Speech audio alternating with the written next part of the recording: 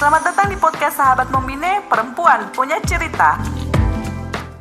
Selamat datang di podcast Sahabat Membine, Perempuan Punya Cerita. Ya, senang sekali hari ini saya dipercayakan menjadi host dalam podcast ini yang bertema Ibu Bumi Menjaga Hutan dan Menjaga Sumber Kehidupan. Nah, kebetulan di sini sudah bergabung dengan Ibu Bumi dari Ngatatoro yang lokasinya berada di Kecamatan Kulawi, Kabupaten Sigi. Nah, bagaimana kabar Ibu? Kabar baik, saya dari Ngatatoro. Iya. Bagaimana perjalanan tadi dari sana? Tidak ada hambatan? Ya, kebetulan kemarin yang menuju ke sini. Kalau berjalan pagi agak susah ya. Nah, boleh kami coba diskusi sebentar. Ini kita akan membahas terkait dengan bagaimana kaitannya perempuan dalam menjaga bumi atau menjaga hutan terkait dengan sumber penghidupannya. Nah, untuk itu Ibu bisa perkenalan dan mungkin menjelaskan terkait dengan apa saja yang sudah dilakukan saat ini di sana. Oke, baik. Nama saya Rukmini Paata Toheke. Saya dari Ngatatoro, Kecamatan Kulawi, Kabupaten Sigi, Sulawesi Tengah. Saya kalau di Ngatatoro dipanggil sebagai Tinangata. Tinangata itu ibu kampung yang juga terlibat di kelembagaan adat. Juga ada di organisasi perempuan adat. Nah, selama ini di Ngatatoro, selain ibu perempuan adat itu Ibu terlibat dalam lembaga atau organisasi apa yang ada di sana? Ya, ada organisasi perempuan adat Ngatatoro, tapi saya lebih ininya di kelembagaan adat. Salah satu anggota kelembagaan adat sebagai Tinangata yang juga bekerja bagaimana bersama-sama. Kalau bicara tentang masalah lembaga adat, ruangnya itu bicara tentang kehidupan katubua. Katubua itu dianggap sebagai hubungan manusia dengan alam. Dengan hintuwu, hubungan manusia dengan manusia, itu yang diurus oleh kelembagaan adat. Jadi Tinangata punya peran penting di situ. Oh iya. Tinangata. Berarti kalau Tinangata ini ibu bumi ya? Atau ya, ibu kampung. Ibu kampung ya. Ya. Tadi sesuai dengan tema kita. Nah, ya. Berikutnya Ibu, kita mau lebih dalam lagi terkait dengan peran ibu bumi ini. Bagaimana terkait dengan membangun sistem ketahanan pangan di sana. Nah, bagaimana peran perempuan di sana dalam meningkatkan di tengah pandemi COVID ini? Otomatis semuanya terbatas terkait akses maupun beberapa informasi. Nah, apakah tadi bagaimana peran perempuan adat di sana dalam membangun sistem ketahanan pangan? Ya, sebenarnya sejak dulu itu peran Tinangata itu luar biasa untuk ketahanan pangan, menjaga bumi. Salah satunya perempuan itu menjalankan tupoksinya sebagai Tinangata, Pangalai Baha, terus dia juga Potawari Bisa, dia Pobolia ada. Dan dia Tinangata itu kalau sejak dulu itu belum ada penyuluh pertanian, dia yang mengetahui kapan waktunya masyarakat bisa melakukan hambur bibit untuk bertanam. Jadi nebula itu yang dibilang nebula, lihat bulan dan bintang, itu Tinangata punya peran itu. Jadi dia juga menjaga kearifan. Tepopalia itu bagaimana hubungan manusia baik dengan alam itu diketahui oleh perempuan. Contohnya, kalau kami pada saat keluar buah padi, itu tidak boleh melakukan aktivitas pengrajinnya itu kain kulit kayu, tidak boleh. Karena tidak boleh mengambil bahan kain kulit kayu, itu nakahawana. Jadi nanti dipikirkan atau diprediksi hasil padinya menurun. Jadi itu palia yang mengetahui dan menjaga itulah Tinangata. Ibu-ibu bumi itu yang menjaga. Berarti peran perempuannya di situ ya Bu ya, dalam mengelola sistem ketahanan pangan tadi. Nah, beberapa proses tadi berarti termasuk dengan perbintangan dalam menanam itu juga perempuan terlibat di situ ya Bu ya. Terus yang juga perempuan, saya bilang kalau orang bicara sekarang dengan bahasa akademisnya itu mitigasi bencana, misalnya bencana dan COVID situasi sekarang, jauh sebelumnya itu perempuan adat itu atau Tinangata itu sudah lakukan. Contohnya, kami tidak sadar kalau orang tua Tinangata kami itu kalau menyimpan beras itu selain di lumbung padinya, dalam rumah itu tidak boleh disimpan dalam keadaan kotor. Jadi dia simpan belek-belek itu sampai 3 belek. Kalau tinggal 2 belek dianggap habis. Itu persiapan kalau terjadi situasi bencana atau apa baru digunakan.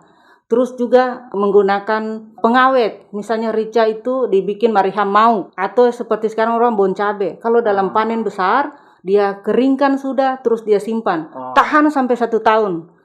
Dalam situasi bencana itu dia gunakan. Begitu juga kayu, dia simpan di havia, itu tidak boleh digunakan, hanya digunakan dalam situasi bencana.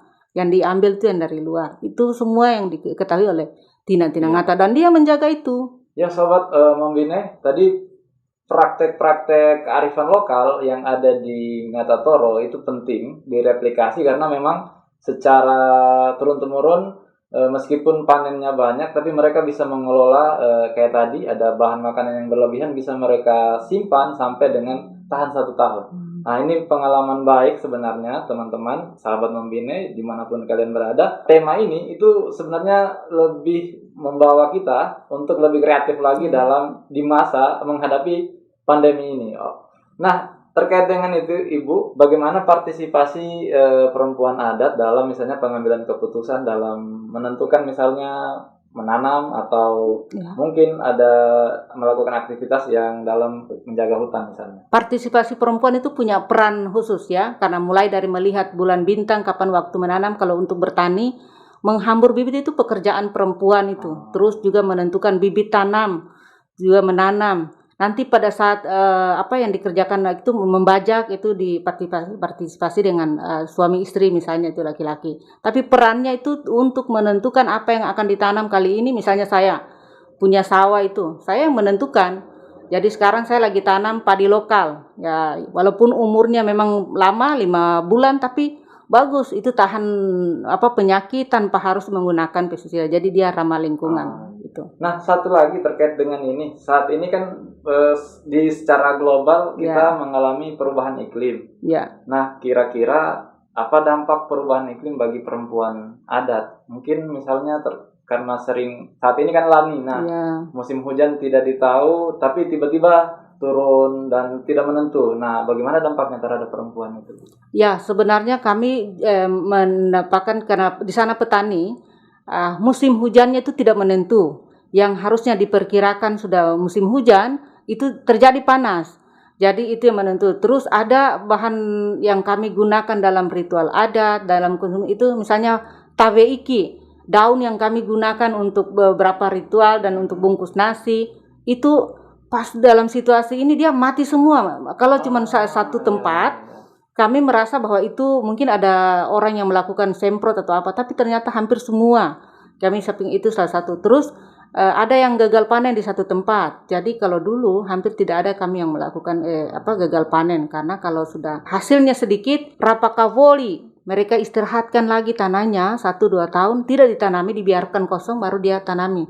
Itu yang tapi ini sudah dilakukan seperti itu, ada yang jadi memang kami juga merasakan dampak. Terus sekarang ini yang dirasakan langsung itu buah coklat yang menjadi belanja masyarakat. Kalau beras kan sebagian besar disimpan, kalau coklat jadi belanja untuk biaya sekolah anak-anak itu berkurang. Kami merasakan dengan situasi mungkin karena panas, hampir rata-rata itu penghasilan coklatnya tidak ada tahun ini, jadi dirasakan betul.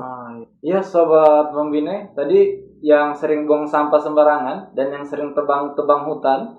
Nah itu dari perilaku buruk kita itu kemudian berdampak sama ibu perempuan atau perempuan adat yang ada di Ngatatoro atau di Indonesia secara keseluruhan teman-teman. Nah ini saya lanjut lagi Bu, ada beberapa ini pertanyaan. Nah sekarang ini negara sudah mengeluarkan instrumen pengakuan terhadap masyarakat hukum adat, hak kelolanya, khususnya dalam perhutanan sosial itu salah satu bagiannya adalah hutan adat. Nah, apakah Ibu Rukmini saat ini sedang mendorong hutan adat di Ngatatoro sendiri? Ya, kami termasuk yang sudah panjang sekali perjuangannya. Memang kami tetap mendorong salah satunya itu skema hutan adat. Proses yang kami sudah lakukan cukup panjang ini, kami sudah mengusulkan mulai dari memetakan wilayah, mendokumentasikan kearifan, menuliskan hukum adat, dan sudah mendapatkan SK Bupati dan sudah diusulkan ke kementerian. Prosesnya juga sudah sampai, sudah ada inventarisir kemarin, sudah ada identifikasi. Ya, kami juga sudah audiens dengan Dirjen kemarin, dengan PSKL bulan November. Situasi pandemi terpaksa harus kami pergi. Kebetulan delegasi dari Ngatatoro memang saya memastikan kapan verifikasi teknis. Ya, informasi terakhir kami kemarin sebenarnya sudah ada surat resmi dari PSKL Jakarta itu dari Dirjen KLK itu tanggal 7 bulan lalu Februari. Tapi tertunda lagi, SMS terakhir, WA terakhir itu akhir bulan Maret ini baru akan dilakukan verifikasi teknis. Nah, kenapa kami betul-betul mendorong pengakuan utuh mendapatkan SK hutan adat dari Kementerian Lingkungan Hidup? Itu kami merasa bahwa pengakuan yang kami dapatkan dari Taman Nasional tahun 2000 itu baru pengakuan secara de facto. Ternyata kami, apalagi perempuan adat, akses dan kontrol dia itu di wilayah tertentu, itu kan di wilayah tradisional. Kami anggap kalau di kita kan sudah ada Wanangkiki, Wana, di Pangale itu kan wilayah kelola, di Pampa wilayah kelola, yang perempuan yang bisa mengelola. Di sana ada obat-obatan, ada nompi yang bisa itu harum-harum itu. Ada juga yang kain kulit kayu, itu wilayah kelola perempuan. Nah, kalau kami tidak mendapatkan pengakuan utuh SK hutan adat, itu belum tentu kami bisa mengelolanya. Jadi harapan kami, keterlibatan perempuan juga, kami sudah ikut menandatangani peta wilayah adat kami. Kami ikut mendokumentasikan juga kearifan. Kami juga mengusulkan, jadi kami tahu tahapannya siapa. Walaupun pengusulnya ketua lembaga adat kami, tapi keterlibatan Tina Ngata itu mengawal sampai saat ini. Termasuk ibu yang mewakili juga Tina Ngata tadi. Iya. Dalam mengawal prosesnya. Mengawal sampai melakukan audiens di balai, di Dinas Kehutanan, di Kabupaten Sigi, sampai ke Dirjen KSDA kemarin. Iya, Sobat Membine, semoga perjuangan Ibu Rutmini secepatnya bisa dilegalkan oleh pemerintah, karena memang penting sekali mendorong hutan adat ini bagi teman-teman masyarakat adat yang ada di Ngatatoro. Dan apalagi tadi ada banyak memang lokasi ruang-ruang perempuan yang memang yang harus dilindungi. Ya. Dan juga tadi banyak praktek-praktek yang secara konservasi itu sangat berkelanjutan dan baik sekali sebenarnya. Nah, ini yang satu lagi Bu, pertanyaannya, jika seandainya ini dari beberapa pertanyaan tadi, jika hutan rusak, ya, nah itu bagaimana pengaruhnya terhadap kualitas hidup perempuan, misalnya terkait akses terhadap air, tumbuhan obat, atau daun-daun seperti tadi. Kami merasa bahwa skema yang kami dorong SK hutan adat ini bukan berarti kami itu memiliki dan membiarkan masyarakat kami melanggar kearifan kami.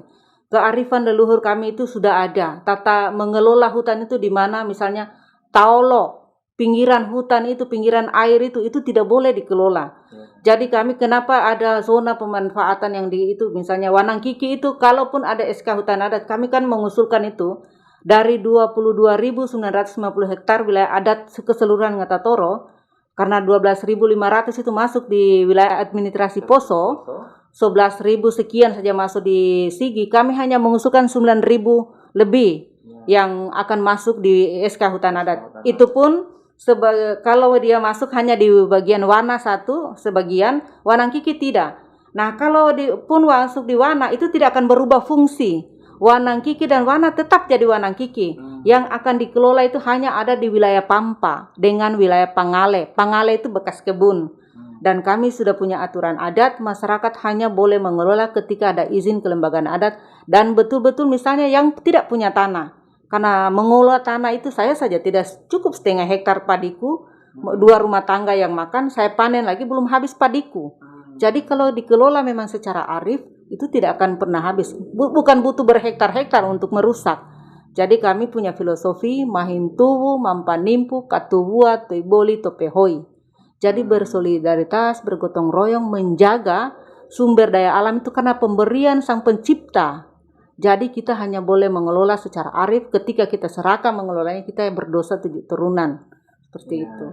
Itu arti filosofi itu. Ya, Sobat Membine, kalau mau jalan-jalan ke Ngatatoro, bisa bertemu Ibu Rutmini dan mengetahui praktek-praktek atau nilai-nilai tadi yang ada di Ngatatoro. Karena memang dari cerita Ibu Rutmini tadi terkait dengan perlindungan hutan dan perlindungan hak perempuan itu baik sekali untuk direplikasi, dan memang untuk penentu kebijakan lebih sensitif yang terhadap perempuan sehingga bisa membangun ke depannya. Nah, ini terkait dengan ini Bu, soal pengalaman Ibu selama ini dalam mengusulkan perhutanan sosial, khususnya hutan adat dan pengelolaan hutan selama ini. Bagaimana cara Ibu memastikan perempuan itu memiliki akses, entah itu ikut berpartisipasi ataupun misalnya terlibat dalam mungkin rapat desa atau pengusulan hutan adat kemarin? Ya, kalau itu sebenarnya panjang ceritanya. Kami ruang perempuan itu diperjuangkan dari 94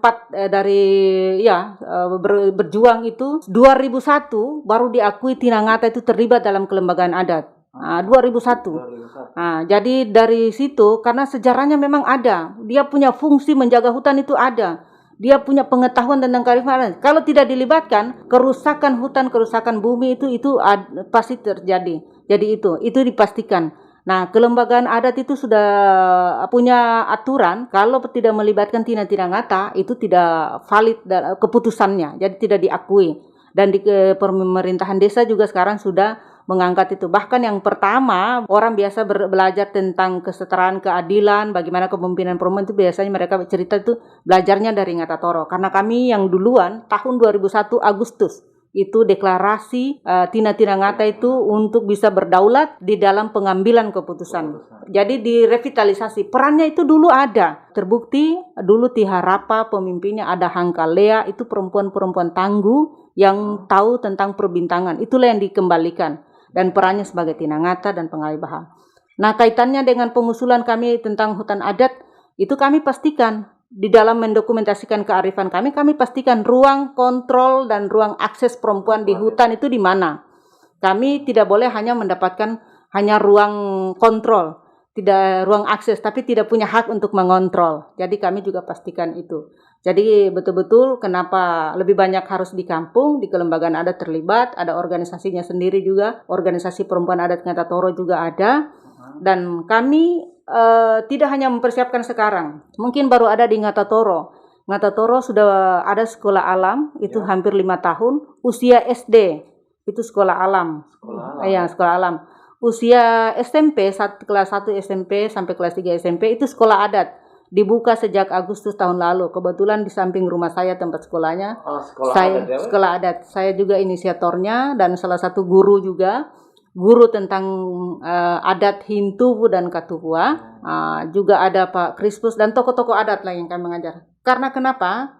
Kami selalu mendapatkan pertanyaan. Kalau hutan kamu sudah mendapatkan pengakuan negara, jangan-jangan ada yang menjadi preman adat terus mengelola dengan serakah. Nah, kami punya persiapan ke depannya, anak-anak inilah yang akan mengontrol. Dia tahu kearifan ini dijaga jangan hanya teori, tapi akan dilakonkan turun-temurun, tidak akan habis di kita dan di generasi muda yang ada sekarang. Nah, Sobat Membine, tadi Ibu Rukmini ternyata sudah membuat sekolah adat yang ada di Ngatatoro sendiri.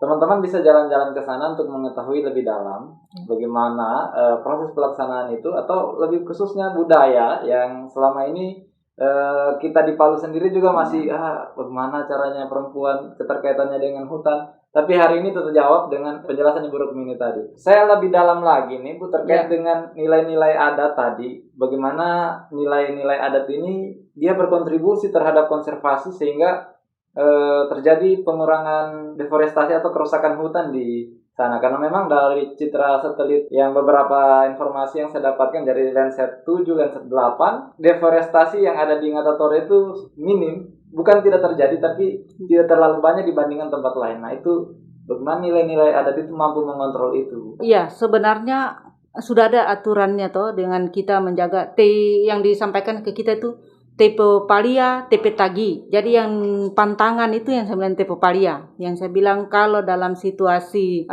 keluar buah padi tidak boleh ada aktivitas semuanya ke hutan. Terus Tepe Tagi itu misalnya kalau kami meninggal, perempuan meninggal itu 9 hari itu di Ombo. Selama di Ombo 9 hari itu tidak boleh ada aktivitas ke hutan. Dengan otomatis tidak ada aktivitas apapun. Mau ambil kayu, ambil rotan, yang umbu turutan yang bisa diizinkan dikonsumsi itu tidak boleh semua. Kalau laki-laki selama 7 hari. Nah kalau berturut-turut orang meninggal itu tidak ada aktivitas. Tidak ada aktivitas di hutan. Kecuali ada izin di lembaga adat.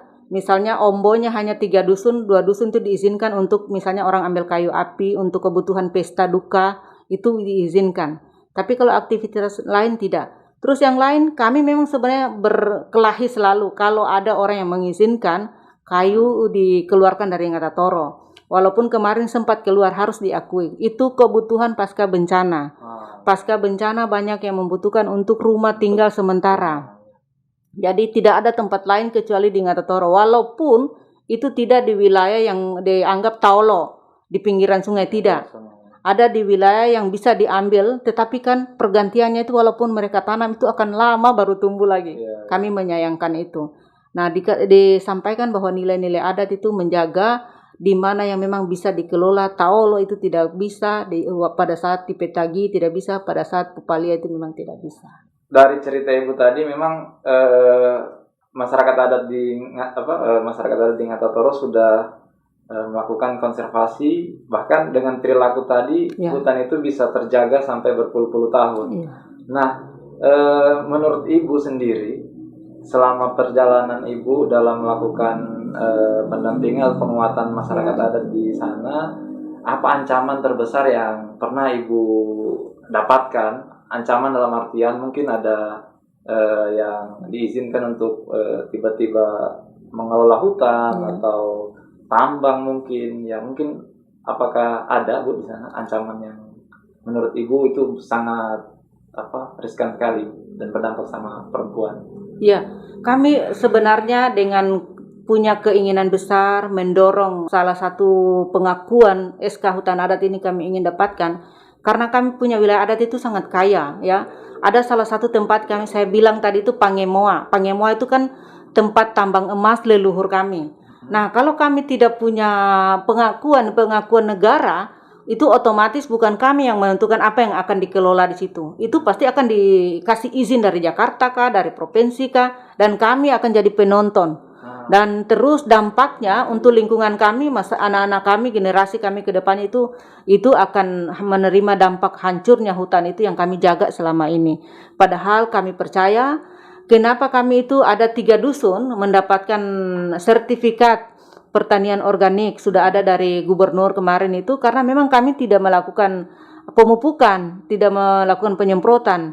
Itu masih subur tanahnya. Kami percaya dari hutan itu air itu sudah jadi pupuk karena banyak hewan yang mati di sana, ada kotoran hewan, ada daun yang busuk-busuk, terus dia mengalir sampai ke sawah kami. Itu yang kami percaya, yang diwariskan oleh misalnya ibu saya, diwariskan sama kita, mengairi sawah itu sudah sudah pupuk. Jadi tidak perlu dia dipupuk, hanya pengolahannya saja yang perlu ditingkatkan.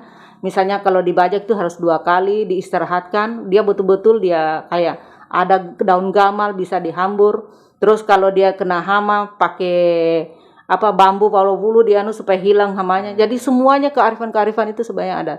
Nah, kalau itu SK tidak ada, ini saja kemarin sudah ada pengakuan di tahun 2000 dengan Banjar Taman Nasional itu kan.